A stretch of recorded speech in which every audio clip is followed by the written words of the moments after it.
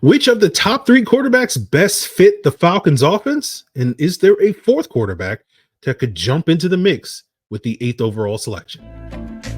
You are Locked On Falcons, your daily Atlanta Falcons podcast. Part of the Locked On Podcast Network, your team every day.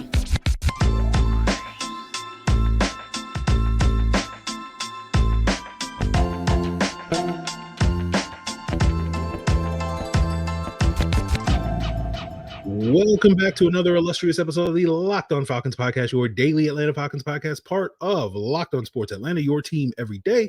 And today's episode is brought to you by Game Time. Download the Game Time app, create an account, and use code LOCKEDON for $20 off your first purchase.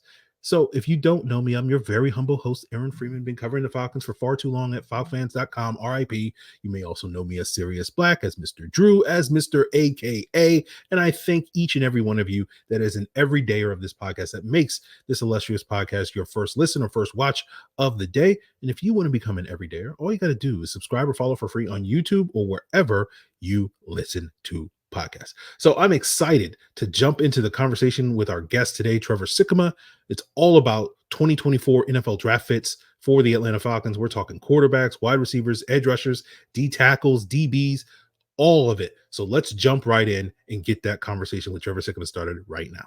All right, everyone, you are back with another illustrious guest. He is Trevor Sikkema, the co-host of the NFL Stock Exchange. He covers the NFL and the NFL draft for Pro Football Focus. And we are recording this episode on Valentine's Day. And it's the perfect day to record this type of episode because today we're talking about building connections, right? Finding that perfect person for the Atlanta Falcons.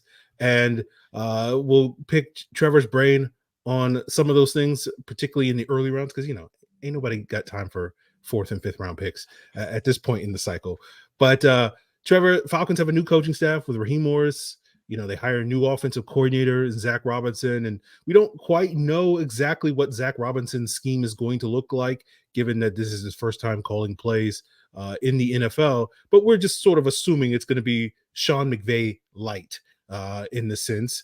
And that gets us to what is the big need for the Atlanta Falcons, which is their quarterback position. Mm-hmm. And I'm just curious, when you look at the top 3 or 4 quarterbacks in this draft, do you sort of see one as a great fit for the Atlanta Falcons? I know you and Connor over at the NFL Stock Exchange are probably going to do some updated quarterback rankings ahead of the combine on your podcast. Mm-hmm. But maybe we'll get a little sneak preview on today's Locked On Falcons.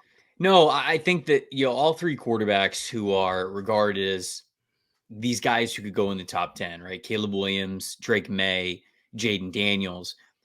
It seems simple to say, but I think all of them would work for the Falcons, and they're all a little bit different. But the most important part is getting a talented quarterback in there. So, we think about Sean McVay and Zac Robinson. I think it's going to be a lot of play action stuff, some rollout stuff if you have that ability. But okay, that to me maybe leans more towards Caleb Williams or Drake Maye. But if you have a chance to pick a guy like Jayden Daniels, it's not like you're not going to do it, right? It's not that he can't operate from a heavy play action system. Or in fact, I think that with his legs that he enhances a lot of the rushing threats that you have. And, I think that people kind of focus on maybe the structures of those types of McVay tree offenses. But in reality, the philosophy is simply to put as many threats on the defense as you possibly can. And a lot of times you incorporate play action because it forces you to think about the run game, right? Even though you're going to pass all along. And,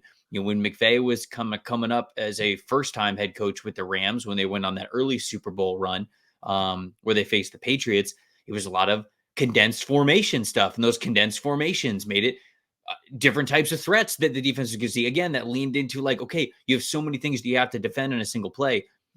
Jayden Daniels may not be as prototypical from a rollout or a play action passing offense as maybe the other 2 guys, but he, in his nature as a dual threat quarterback and the best dual threat quarterback, puts a lot of stress on defenses. So I know that the Falcons are sitting there at 8, and I believe that they would absolutely have to trade up to within the top 5 to get one of these 3 guys. And so you're going to have to move up no matter what. but I think all of them are viable options, which is good for you. It's not like, oh, only Caleb Williams would matter for this team. So if he goes number one, then trading up for a quarterback's off the table. I think that Arthur Blank, Terry Fontenot, Raheem Morris, obviously being in the brain trust there and the decision-making group as well, they're going to be on the phones the entire time. And I think they're probably already on the phones now, right? Like we're about to head into Combine Week. A lot of deals get done during Combine Week, if you will, or at least the groundwork gets set. These teams get to meet with each other. They get to go out to dinner with guys, to grab a couple of drinks with guys. And this is where that conversation starts of trading up or trading down and things like that. So the Falcons are going to be one of the busiest teams in the NFL when it comes to figuring out not just who they have on their draft board, but how they can move up. And I think all three of these quarterbacks are options for them. Yeah. And we've talked a lot on Locked On Falcons about, the potential of moving up in the draft. And I think that's the ideal scenario for the Falcons to get one of these three guys at the top of the draft. But I'm curious, at this point in time, do you feel like by the time we get to the April, are we going to be talking about a fourth quarterback that may be in the mix that if you don't get that opportunity to trade up, you, I guess, quote unquote, settle for whoever's QB4 in this draft? And I'm just curious to pick your brain on, do you feel like whether it's JJ McCarthy of Michigan, Bo Nix of Oregon, Michael Penix Jr. of Washington, or somebody else, that there's going to be that guy that, someone like the Atlanta Falcons or another team picking after them might look at as, hey, this is a top 10, top 15 talent as well? Yeah, it kind of seems like McCarthy's trending in that direction, right? And I just kind of went over his final film evals for the PFF draft guide in the first edition, and that's going to be coming out in a couple of weeks. And so, obviously I've watched a lot of these guys throughout the season. I'm looking at some of their advanced data to set up the PFF big board, to set up the mock draft machine that we have over at PFF.com. But, when I get to do the draft guide, it is a immersion into their entire scouting report. It's their background. It's a lot more advanced data that I get my hands on after the season is over with. You go back and you watch a handful more games from film as well. So I liked McCarthy a lot more than I thought that I was going to. When I looked at that Michigan offense, especially when I looked at McCarthy this past summer, I saw a guy who was still a good ways away from being an NFL caliber quarterback. Now, he had the arm strength, right? He's got some good zip on his passes. You like what he can do out of structure. He's a really nice quarterback when it comes to like scrambling and rollouts and things like that. Comes from a pro style offense. So there's a lot of play action stuff that you can incorporate with him because he's operated under center. So he's got that experience. Not all of these guys do. But 2022, I should say, the way that he felt the pocket, the way that he went through progressions just was slow. How he saw the field post-snap, how he saw the field pre-snap, wasn't really recognizing a lot of these things pre-snap. And it just felt like the intangibles of playing the quarterback position, he was so far away from being an NFL caliber quarterback. Now, he got better in a lot of those areas, almost all of those areas in 2023. Now, he still wasn't this elite type of takeover player, but he's really young too. He's only a true junior. And so if he made a really nice leap from 2022 to 2023, I think teams are going to look at that and say the arrow is pointing up. We can expect him to continue to get better and better. And so I wonder if he is going to be on the table within that top 10 when it's all said and done, because the more that we are hearing from people who are really plugged into the league, the more it sounds like McCarthy is not quite in that first tier with those top three guys, but can be a top 12, top 10 pick because of how many QB needy teams there are going to likely be going into the draft. And Atlanta might be one of them. Yep. So appreciate that insight into the quarterback position, Trevor. And we'll talk a little bit more about the non-quarterbacks that the Falcons could be looking at with that 8th overall selection as we continue here with Trevor Sikkema of PFF. So this next segment is brought to us by our sponsor, BetterHelp. And sometimes we all have things that we need to get off our chests, whether they get us excited or sad. Trevor's very excited about a certain Iowa defensive back that he wants to share with you, but maybe there's issues that you guys are dealing with in your daily life. And therapy is a great place for you to let it out, especially to someone who's unbiased. It can be different for everyone, and most of us have bigger problems than what our favorite sports team is doing or who they're going to draft. And it's important to get those things off your chest every once in a while. So if you're thinking of starting BetterHelp, I or if you're thinking of starting therapy, I recommend giving BetterHelp a try. It's entirely online. It's designed to be flexible and suited to your schedule. Visit betterhelp.com/lockedon and you'll get 10% off your first month. That's BetterHelp, HELP.com/lockedon. So continuing today's Locked On Falcons here with Trevor Sikkema of Pro Football Focus, as well as the NFL Stock Exchange podcast, a great show. He and Connor Rogers do great work there. I always crack up at some of the random things, tangents that you guys go on that podcast. But, you know, we try not to go on too many tangents on today's episode. And let's continue to talk about the Falcons' first round pick. And there's certainly a scenario where the Falcons don't wait till the draft to address their quarterback position. Maybe they go after Kirk Cousins. Maybe they go after Justin Fields, two players that we've talked a lot about as potential options for the Falcons this past week on Locked On Falcons. And maybe that prompts them to wait on a quarterback maybe later in the draft. And that leaves the door open to go non-quarterback in round one. And I'm curious, what are some players that you're looking at the top of this draft? You know, I know a lot of people are sort of stacking wide receivers at that point in the draft. There are a couple of pass rushers as well, offensive linemen. Who are some of the guys that you're looking at that the Falcons could target at 8 if they don't go quarterback there? Yeah, when I go through my scenarios for the Falcons, there's 5 non-quarterbacks that I think can be options for them if they stay at number 8. 2 of them are wide receivers, Malik Nabers from LSU and Rome Odunze, the wide receiver from Washington. I think that both of those guys are top 10 caliber receivers. I think that they can be wide receiver ones at the next level, and I think that they complement what the team already has in Drake London, Kyle Pitts, and if you want to throw Bijan Robinson in there, you can as well. I think they complement all of that really well. And there is definitely an ecosystem that can exist within Zac Robinson's offense that incorporates all of those guys as well as one of Nabers or Odunze. I don't think both of them will be on the board. So it's kind of a whoever makes it to number 8. I guess maybe both of them could be on the board, but I'd kind of be shocked. I feel like we're going to get 2 wide receivers within the top 6 anyways, with Arizona, with the Chargers, with the Giants, and then of course with the Titans as well at number 7, needing a wide receiver. So it's hard for me to believe that only 1 wide receiver goes within that stretch. I think we're getting at least 2.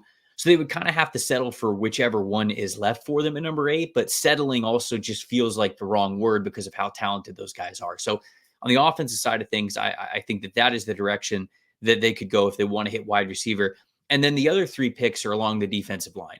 I think Byron Murphy II, the interior defensive lineman from Texas, crazy athlete. We're going to see that at the combine. He's going to test very, very well. And he might not even be able to really show off his best strength, which is his strength. He has crazy power despite having the long arms. He is somebody who can absolutely bench press offensive linemen straight off them. He's got a great first step for good one gap ability as a pass rusher. Really stout as a run defender, can handle those double team blocks at just 305, 308 pounds, whatever he's going to land in with the combine. But I think he's super impressive. So if you want to go interior defensive line, he's the guy you go with. And then I think there's 2 edge rushers that they will consider. For as much as I love Latu from UCLA, I don't know if the NFL is going to be as hot on him because he measured in Mobile at the Senior Bowl with 13th percentile arm length. So he's got short arms for an edge rusher. And I just don't think he's going to test very well. I think he's going to be like a 50th percentile athlete at best at the combine. There's going to be some drills where I think he's going to be much less, maybe in the 20s, 30s, 30th percentile. So that might scare teams a little bit despite him having incredible production at UCLA. So instead, I look at Jared Verse from Florida State, the edge rusher there, and then Dallas Turner, the edge rusher from Alabama. Those are the 2 other selections that I would say the Falcons probably have on their radar to get better at pass rush, which I really think they need to do. So all in all, I think Malik Nabers, Rome Odunze, Byron Murphy II, Dallas Turner, and Jared Verse are the 5 non-quarterback players that if the Falcons are staying at 8 and they don't want a quarterback at that spot, that's who they'd look at. Okay. Well, I think you mostly covered it there, but I guess my follow-up is, are there any players that aren't necessarily getting that top 10 buzz? Maybe they're not necessarily Falcon fits, but are there some guys that you think are currently being slept on at this point in time that over the course of this process, as we often see, it's us in the media, I guess you could say, Mm-hmm. catching up to what the NFL is doing, right? That's basically the pre-draft process. Is we're just trying to figure out like where the NFL teams are at. So it's not as if guys are really rising up the boards. It's just like it just takes us a little bit longer to catch on.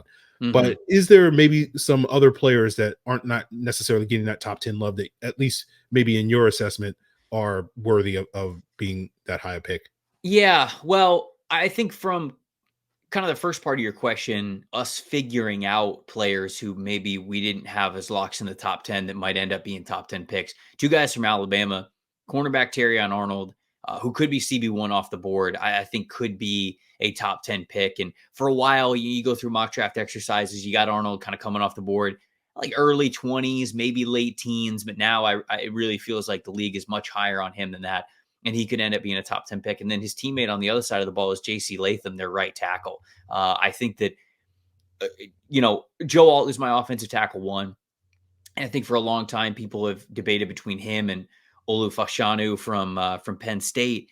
And I still like Fashanu, but I think the league is really worried about how well he can play with power. And that was consistently an area over the last 2 years where he has struggled. I like Talize Fuaga a lot from Oregon State. I think the league does as well, but with shorter arms, with not as long of kick slides, are half the team's going to think that he's a guard and not a tackle? So is that not going to kind of bump him down the boards a little bit? And then the guy that I think is rising in response to that is Latham, who is a 6'6", 360-pound right tackle who is a mauler in the run game, but also really nice in pass protection as well. He is not just carrying all that weight and it's just totally unnecessary weight. Like, he uses it well. He moves very well. He's got really quick feet for a guy who's above 350 pounds. I mean, I think that the league is higher on him than fans seem to be. And so those are two guys that I think the league is a little bit higher on, that we're going to catch up on a little bit outside of McCarthy, because I think McCarthy is now becoming one as well. But as a player who I really like that I don't think is getting top 10 love, and I don't think he's going to go in the top 10, is Cooper DeJean, the cornerback from Iowa. I think he's awesome, man. I really do. Like, I gave Cooper DeJean an all-pro grade, because you'll hear people talk about their grading system.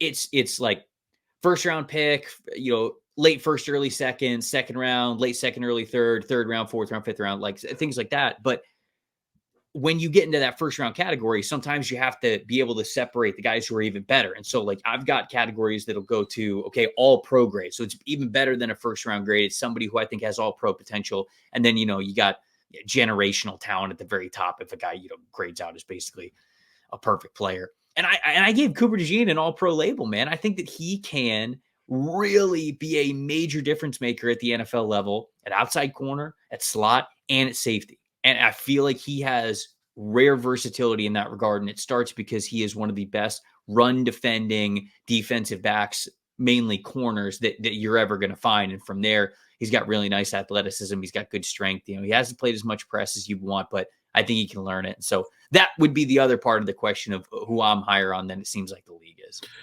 I'm curious because I had a conversation recently with some Falcon fans about Cooper DeJean, and someone brought up the idea, especially now with Raheem Morris in Atlanta, if he could play maybe that Jalen Ramsey role for the Falcons. I'm just curious, what are your thoughts on that? No, 100%. And that's something I brought up, I think, back in November on the podcast. Like, when I watched this guy play, that versatility that he had, it made me think of Jalen Ramsey. And I haven't been super vocal, but again, like I said it on the podcast and everything, but it's hard to compare a guy who hasn't played in the league yet to Jalen Ramsey, because Jalen is just such a unique football player and such an impactful football player. But you talk about potential. Yes. That's why I was so excited about Ramsey going to Miami with Fangio, because I thought Fangio was going to give him a little bit more flexibility to basically be a chess piece, right? I looked at what they did in the draft last year. Miami drafted Cam Smith. And so in theory, when all of their guys were healthy, if the best scenario that week in that matchup was Ramsey playing outside, an outside wide receiver, because he's their best option, you could do that. If it was a slot guy, you could do that. If you wanted him more at safety, you could do that. And I feel as though that can be what Cooper DeJean is. So I think Raheem Morris would be fantastic with a player like that. I don't think he goes number 8 just because it doesn't seem like he's getting that kind of hype, but I agree with you 100%.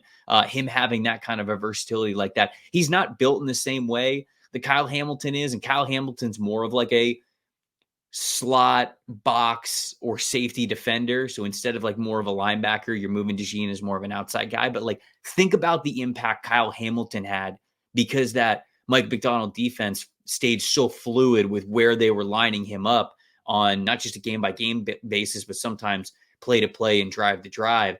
I think DeJean kind of has that similar versatility to him. Okay. Well, we'll keep an eye on that. Maybe by the time we get to April, maybe Cooper DeJean is getting some of that buzz. And we'll say, hey, you heard it here first. There you go. But we obsess about round 1, but there's other rounds in the NFL draft, and I want to pick Trevor's brain on maybe some day 2 targets that he likes for potential fits for the Atlanta Falcons, and we'll do that to wrap up today's Locked On Falcons.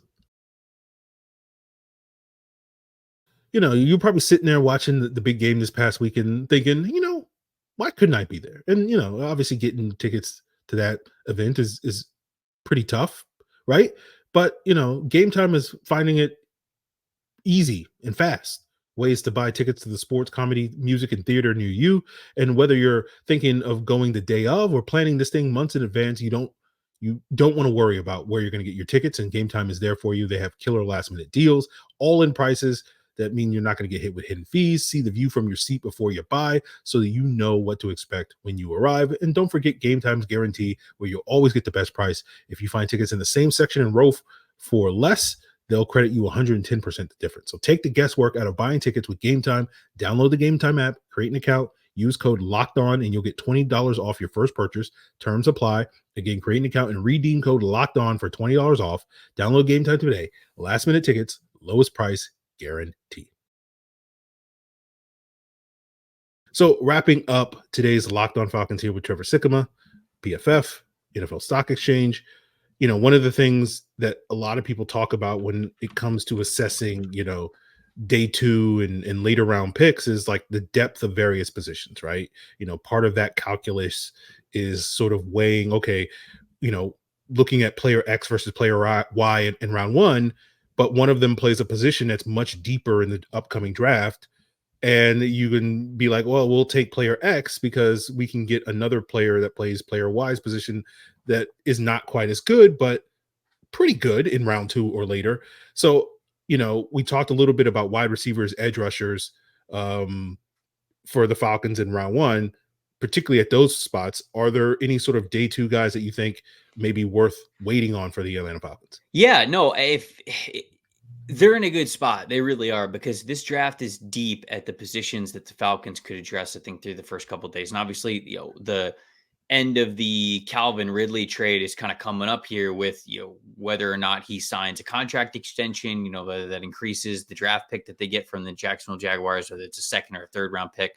And so like that kind of goes into the equation. They're going to have an additional day 2 pick somewhere in there. And yeah, I think that there's a lot of guys that they can go with. I think Roman Wilson from Michigan would be a really nice deep threat type of a player for them to get. I think that Xavier Worthy from Texas, kind of that same thing, a deep threat player for them. Jermaine Burton, the wide receiver from Alabama, is somebody who I am pretty dang high on after watching him on film. I do not think that he's getting enough love in this draft class. I think a lot of other players now, like he's a bit of a hothead sometimes, and I think that that's kind of just his character, but like he's fiery, man. He's competitive. Like it's just, and if you can channel that, you need those kinds of players in your team. So anyways, don't want to go off too far off path, but like those are a handful of receivers that I think would be great for him. I like A.D. Mitchell. I like Xavier Legette, but you kind of have a little bit of that already in Drake London. I don't know if redundancy would kind of go into it. I wonder if they lean more towards, like I said, a Xavier Worthy type. Maybe if Troy Franklin from Oregon can make it there, I think that he would be an option for you as well. A Tez Walker, if you really want a guy who can stretch the field vertically, I think he's got really good vertical ability. Just got to catch the football better. Unfortunately, we saw that in Mobile. But, when you go to edge rushers as well, yeah, I think that, Gabriel Murphy from UCLA, he is Latu's teammate there. I think that he is somebody who probably like round 3-ish you could get, and he could be a really nice pass rusher for you, a rotational guy. I think Jonah Ellis from Utah, also somebody who's got fantastic work with his hands. He's got 2 brothers who already play in the NFL, so he's got NFL bloodlines to him. I believe his dad played in the NFL as well. So I do think that no matter what round you're looking at, second, third, you can get an impact wide receiver or edge rusher. Now, that's not to say you'd pass on some of those elite guys that are at the very top, but the Falcons can stand to have one of the best draft hauls in the NFL this year because their needs and the things that we would like to see them check off for draft weekend line up pretty well for a lot of the depth at those positions for what we're going to see upcoming on draft weekend. Yeah. Caden Ellis plays for the Atlanta Falcons. Yes. Yeah. I totally forgot that he's right there with the Falcons. Yeah. So, that brotherly love, I guess you could say, would work. Now, I thought it was interesting that you mentioned Byron Murphy as a potential round 1 fit, because one of the things I've looked at with the Falcons is looking at the D tackle spot.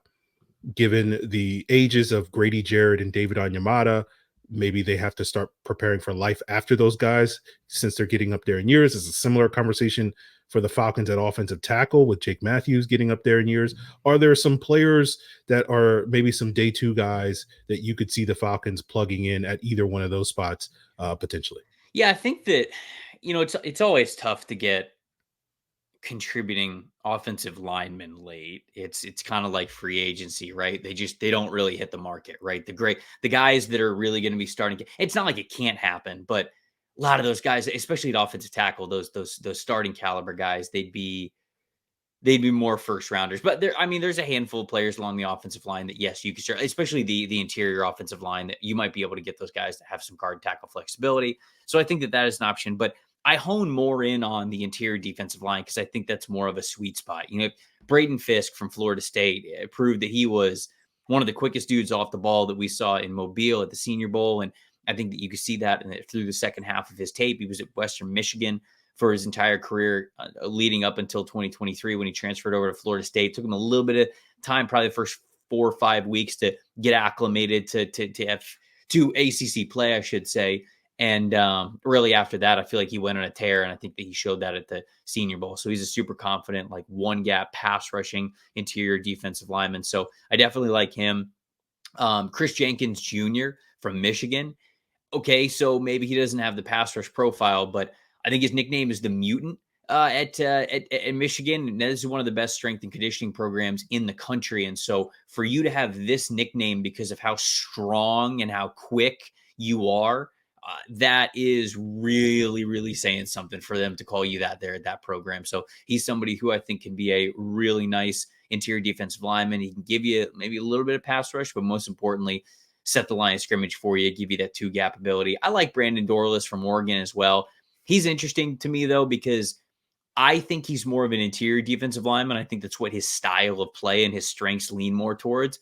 But in Mobile, he showed up lighter, like he wanted to be a edge player, like he wanted to be a 3-4 defensive end. And I think he was somewhere around 277, 278. And it's like, okay, well, if you're going to be 278, you can't play interior defensive line. It just doesn't happen. There's not a lot of guys who are able to do that. And so he's kind of going the wrong direction, but I think if he gains a little bit more weight, he plays more in the low 290s. I think he could be a pretty solid interior defensive lineman. And then obviously, like if you want a guy like T'Vondre Sweat, he's like 380 pounds. If you want just like an absolute hulking nose tackle in there, I think you could probably pick him in the second round as well. Okay. Well, Trevor, I appreciate you joining us and sharing your insights into this draft. We gave a lot of names, a lot of people to keep an eye on. I'm so behind in my draft prep at this point in time. So like, okay, just add a couple more names to the list of guys I got to catch up on. But let the people know what you're working on over at PFF, as well as what's upcoming for you and Connor on NFL Stock Exchange. Yeah, sure. Like I said earlier in the show, we've got the official PFF draft guide coming out in a couple of weeks now. It's going to be the first edition of the draft guide. We'll have an updated version of it after the combine and after free agency, and then we'll probably have a final edition of it as well a couple weeks leading up to the draft. Well, I shouldn't say final, because then we revise it after the draft is over and we actually give some grades on how teams went. So that's going to be coming up over the next couple of months, getting you through the draft. And then on the Stock Exchange podcast, just doing a lot of different mock drafts, a lot of final rankings, taking a lot of your questions for what each team should do. We're obviously very plugged into how that community is talking and what you guys want to hear on that channel. But we're having a lot of fun over there. So obviously, after your listeners listen to this fantastic podcast, we'd love for you to come hang out with us over at the Stock Exchange Show. Absolutely. Well worth your time, guys.